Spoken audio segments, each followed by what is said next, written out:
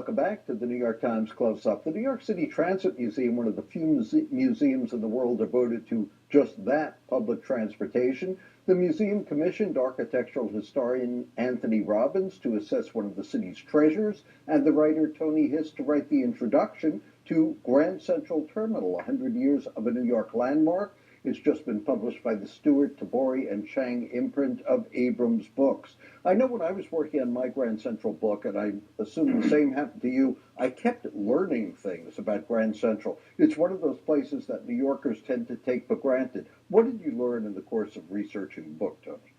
Well, I knew that it was Grand Central that gave us East Midtown, but I didn't know how much it had given us East Midtown. I knew that the tracks were there under Park Avenue.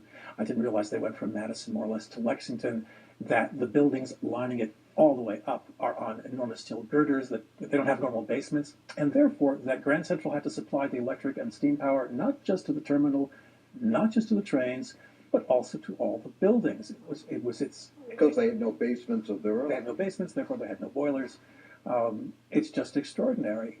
We know that Midtown Manhattan emerged around 1900. We all have this image of the city gradually growing north up Manhattan because there was no place else to go, because there were rivers here, rivers there, and a harbor.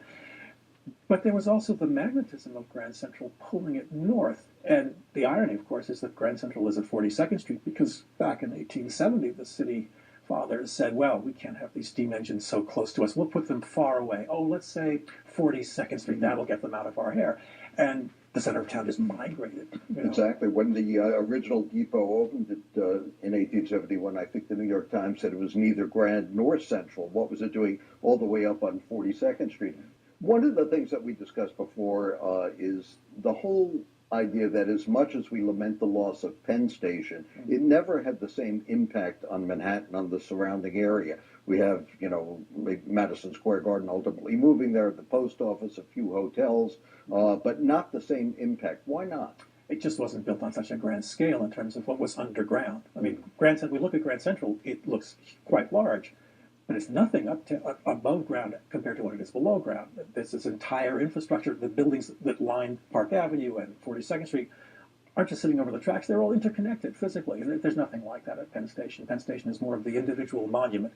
I mean, yes, it has the post office behind it, which is by the same architects and in the same style, and it had hotels across 7th Avenue, one or two which are still there, that also mimic the style. So it created something of a physical environment from, say, 31st Street to 34th Street, but not an entire section of town. That's Grand Central.